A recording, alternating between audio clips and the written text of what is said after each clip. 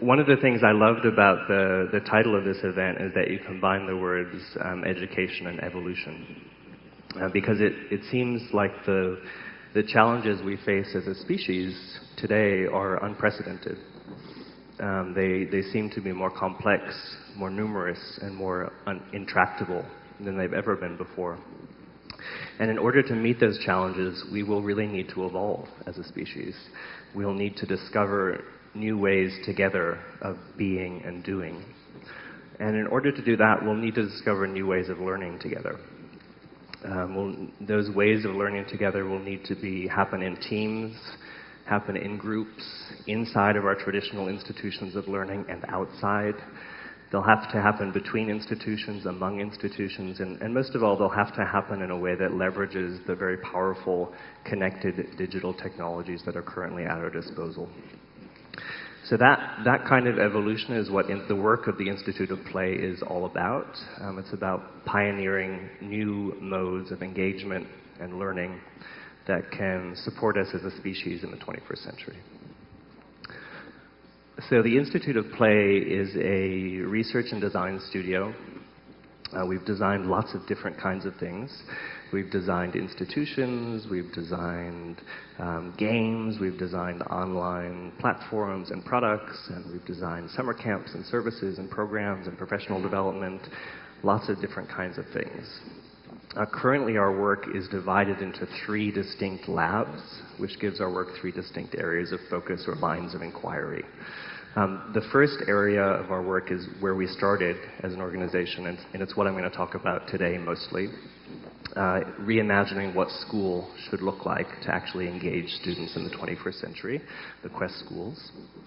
The second area of work very much grew out of the work we had done in schools, and it's all about assessment.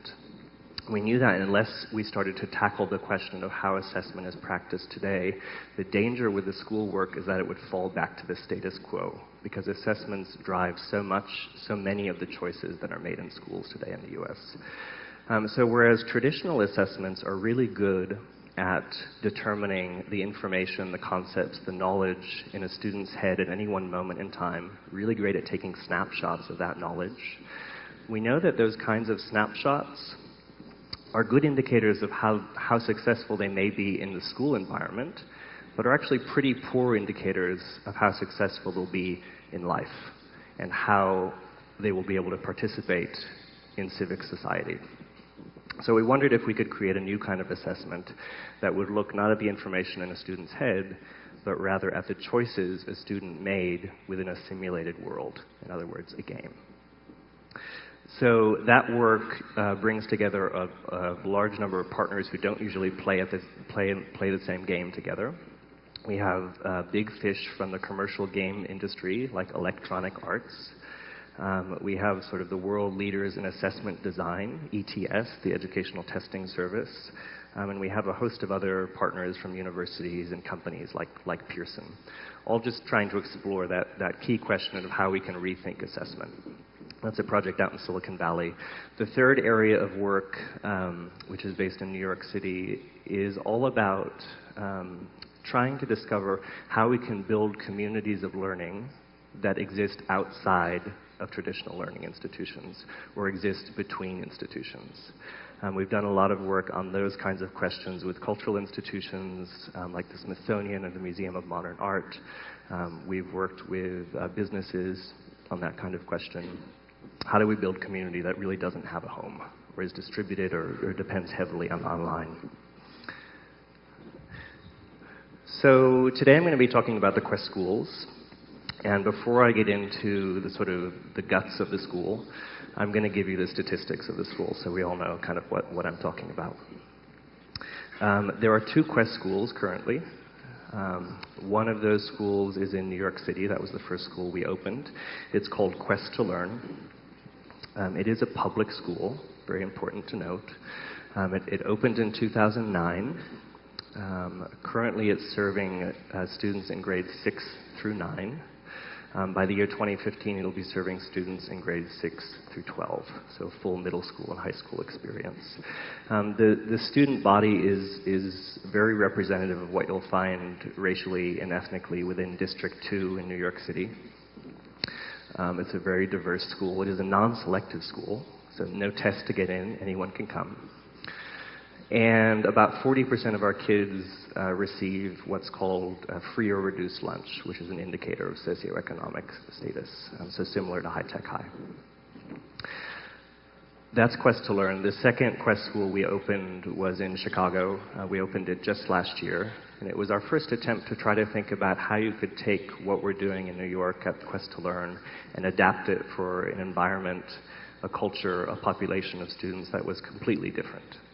So that one opened last year, and it's in the old Caprini Green neighborhood in Chicago, if you know Chicago. So what makes Quest to Learn different? The biggest thing that makes it different is that we posit student engagement as the critical condition for learning to happen. If students are not engaged, learning will not happen. That might seem like a really obvious thing to say, and I think a lot of other schools would say the same, but if you actually look at the design of their school environments, it doesn't support that they actually value that. About a third of students in the US who enter high school don't finish high school, which suggests that we actually don't value student engagement as a society. We value something else. We value serious schooling. So all of the things that kids are naturally engaged with today, which might be video games, might be Harry Potter movies, might be surfing, might be cooking, might be making blogs, all of those things, we don't view them as challenges to learning. We don't view them as impediments to schooling. We actually view them as a kind of starting point to design some really powerful learning experiences. And in fact, many kids are interested in games today. And the idea of the game, we actually take as the central metaphor for the design of the school experience at Quest to Learn. So why are games so important or interesting when you think about learning? The fact is, intrinsic to the very nature of games are many of the kinds of things that we know that good learning environments have to do. When you think about a game is nothing more than a very interesting problem space that you drop a player into, and they have to figure it out. There's a very clear goal. There are very clear sets of rules. And that big problem is broken down into smaller chunks in games called levels, which deliver players just enough challenge to keep them on the edge of their abilities. So not too challenging where they get frustrated and drop away, not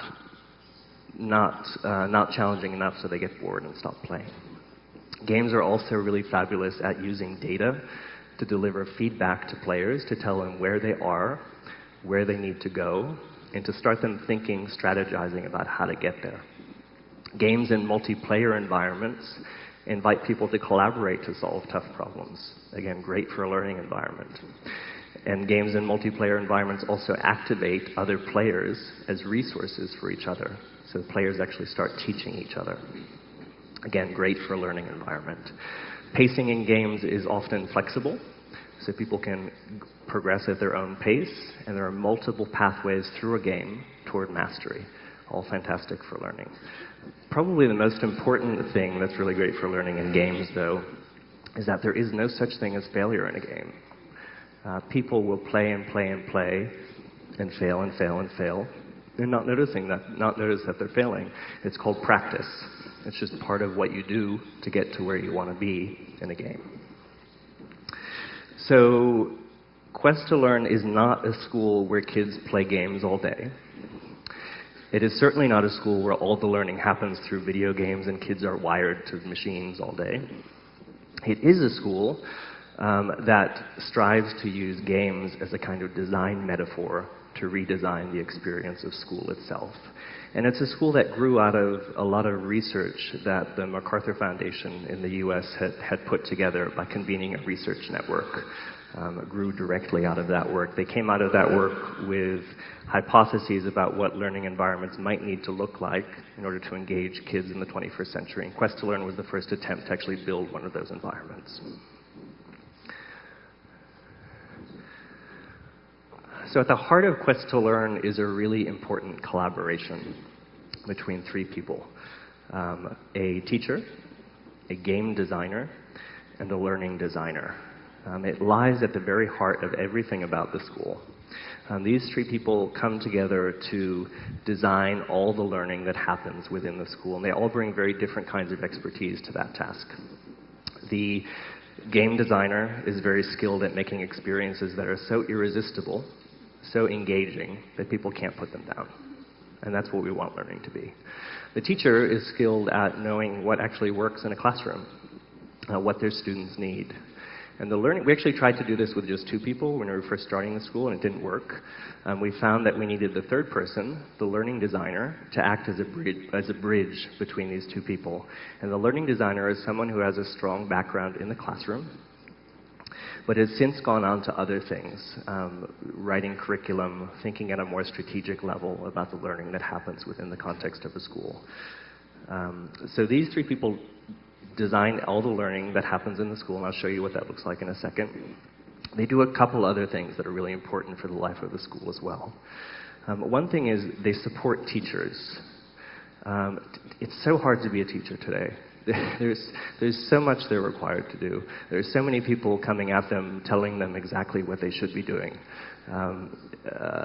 We have a very strong value at the school on actually supporting the creativity of teachers, giving them time and space to do what is most important for them, which is to design the learning that happens for their students in the classroom. And this is their support to do that.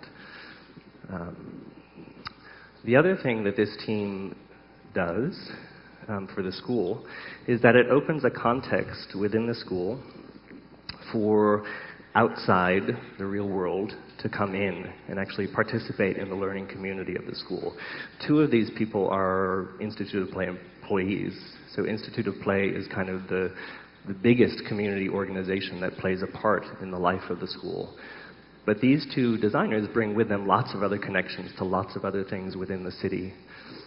Cultural institution connections, professional network connections. And we try as much as possible to draw all of those into the school so that the kids, like High Tech High, have lots of opportunities to go outside of the school. And the community has lots of opportunities to come into the school and participate in its life.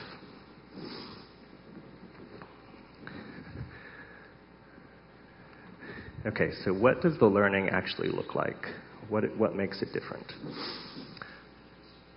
So all the learning at Quest to Learn is designed to give rise to one thing within students, and we call that a need to know. We don't want students learning things because we tell them they should be learning things. We want to create a space or a context for them to come to the learning that we think is important and the state thinks is important in a way that allows them to activate their own interests, their own passions, and for them to make that learning meaningful in the context of their world and their lives. So how do we do that? All of the learning is structured in a challenge structure, again, very much like you'd find in a game, levels in a game. And so when they come into a class in the beginning of a trimester, they're faced with some big challenge that they have no idea how to solve. So they come into a science math class, which we at the school call The Way Things Work, and they're contacted by a doctor named Dr. Smalls. And Dr. Smalls shrunk himself down to microscopic size to put himself inside of a patient so he could cure them. But in doing so, he lost all of his memory. Doesn't know where he is, doesn't know what's going on, doesn't know how to get out. Help. So the kids don't know what that means for their learning, but they're immediately engaged in that problem. And then that big problem is broken down into a series of smaller problems, which we call quests, that really scaffold the learning that has to happen to get them to a place where they can solve the big challenge. And those quests address all the typical things you'd find in a typical school in that kind of unit: the respiratory system, the circulatory system, the nervous system, all those kinds of things. Now, it may happen that within the course of this flow of what we call game-like learning, like a game, not a game, a teacher may find that students always struggle with some particular concept or skill.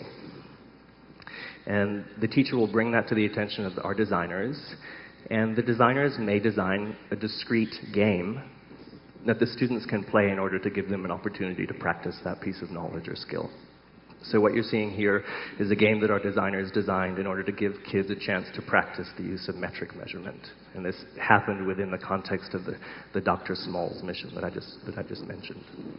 Important thing to notice here is it's paper. It's a board game. So because we're designing within the school in about a 3-week development cycle, which is very short, about 70% of what we design is actually paper. When we do use digital, and there's lots of digital in the school, it tends to be stuff that already exists in the world. Either games that exist, or simulators that exist, or tool-like building environments that exist. And we take those off the shelf and we simply build learning around them. Much more cost-effective to do, and much more effective for learning, actually, because these are tools that kids tend to already be engaged with. They're already at home playing Minecraft. So can we bring Minecraft into the school and actually build learning around it? So I'm going to show you a picture. It's a test. This is what a test looks like at Quest to Learn. It's an assessment. This is something called boss level. Boss level, again, is a metaphor taken from games. In a game, once you've completed a level, once you've learned everything you need to know, you meet the boss. And the boss is a really challenging enemy you have to beat in order to prove yourself within the game. So this is called boss levels. It's something that happens every trimester at the school. It's a time when normal work within the school totally stops, and all of the kids come together to solve some big collaborative challenge.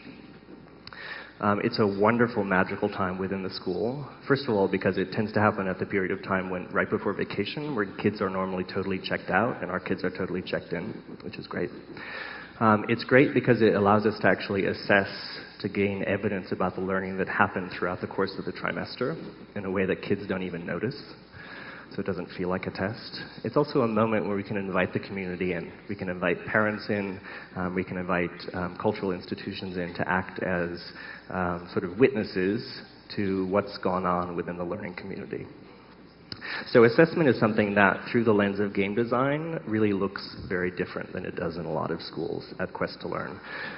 Because we are a New York City public school, we have to care about traditional content knowledge because we take all the same standardized tests that any other school takes. But we care about 2 other kinds of competencies that we think are actually even more important for the success of kids in the world today. One of those sets of competencies is all around socio-emotional learning. So can kids work in teams? Can they self-regulate? Can they empathize? Can they be a productive member of a community? And the third set of competencies that we really care about are all about design thinking. So can kids seek and solve complex problems? Can they use iteration as a technique to produce a solution? Can they innovate? Can they model their hypotheses? Can they reflect on the process? Those are the 3 things that we're assessing at Quest to Learn when we assess. And this, I just wanted to show you, is what an assessment looks like. The teachers build these together with their curriculum support team. It's very basic, looks very simple, it's a spreadsheet. On the left-hand side, you'll see all the competencies that they're assessing in a particular activity. And on the top, you'll see a scale that goes from novice to master. Again, taking the language from the video game. And then in each of the boxes, the teacher has to imagine the kind of evidence that they would have to see in order to know that a student has learned what we want them to know. Once these are built, they're shared with students. So students know exactly where they are, and if they want to go somewhere, how they can get there. The assessments within the school, whenever possible, are performance-based assessments. So the flow of learning is not stopped for the students to take a test. Rather, within the flow of learning, students are asked to produce things, to make things. Could be a video game, could be a blog, could be a tutorial, could be a physical model like this one. And these things that the students make can serve as evidence for the teacher of the learning that they have or haven't grasped. They also serve another really important purpose within the school, though. We want the kids to think of themselves not as consumers of knowledge, because we don't want to produce consumers. That's not the mission of the school. The mission of the school is to produce producers, participants, people who realize that through the choices they make in their lives, they're actually creating the systems that determine the world that they live in. And this is one place where digital technology is really fantastic. It affords all sorts of things that weren't possible before.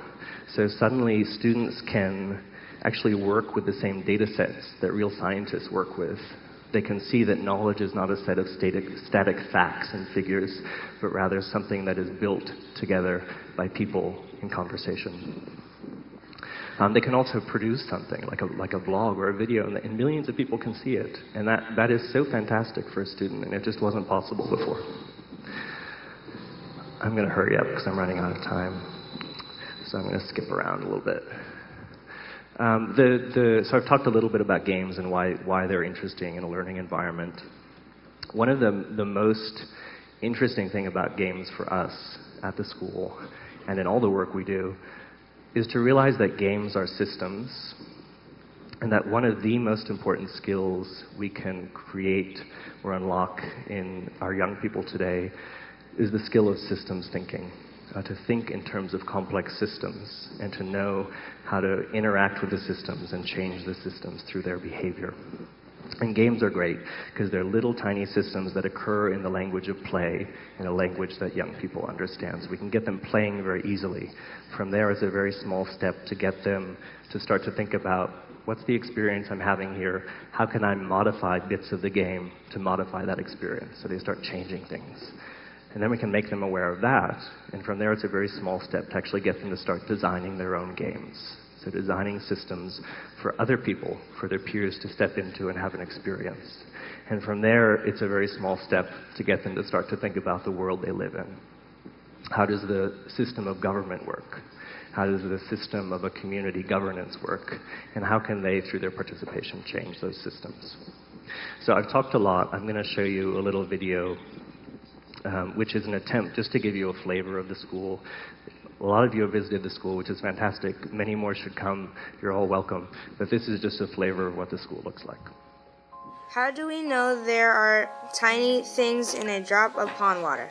We can use a microscope to view the pond water. Imagine you could shrink yourself and walk into a tiny cell.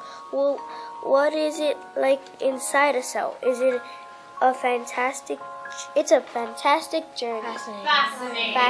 Very close. Thank you so much. It feels like you're playing when you're actually learning. Like sometimes you could play a game and not even know that you're learning. You're actually having fun and you realize it, and then you realize that you're learning while you're doing it. I have to ask that question, what hat are the kids going to wear in this mission that they're going to be on? And that's part of the curriculum design process. I think most teachers do curriculum design with, okay, what do they need to learn? But at Quest, it's what do they need to learn? How are we going to engage them? And what role are the kids going to be stepping into? And what story are the kids going to be stepping into? So it's all a part of creating this narrative. Hence http:// That's the exact thing you put in front of the website. Can I see? Yeah, this is. Are you sure that's what you see? Yeah, HTTP. That's 10 sides. Really weird. I totally thought your specimen number was going to be a plant cell. Wow. That is ODO. This is ODO. The light switch is red. DE. That second letter is an E. What? E? Greetings, TW students. I'm Dr. Smalls. I work for Shrinkley Labs. I am honored to say you are invited to compete in the 2013 Shrinkley Labs Cell City Design Competition.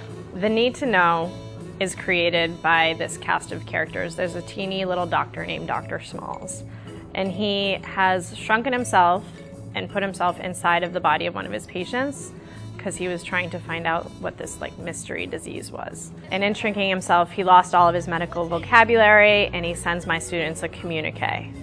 So the need to know is help get me out of this body I'm trapped and help cure my patient. So it's actually completely ridiculous. And the kids know it's a game. But it's so fun for them to become a part of this narrative that they do get right in.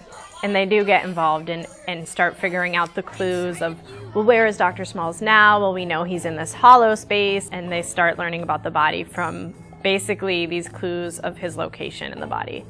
So they know that it's all made up and they know it's all just play, but it's fun for them. It's much more fun than just, PowerPoint after PowerPoint, and now we're going to learn about the respiratory system, boys and girls. I think we play games at Quest to Learn because it helps us incorporate learning into having fun. You could learn from a game and be like, oh, that was so fun. And then read a book and be like, oh, that was fun. It leads some kids to get sidetracked. Well, this isn't real, or what? I don't care about Dr. Smalls, but for 99% of the kids, it's like they're totally in.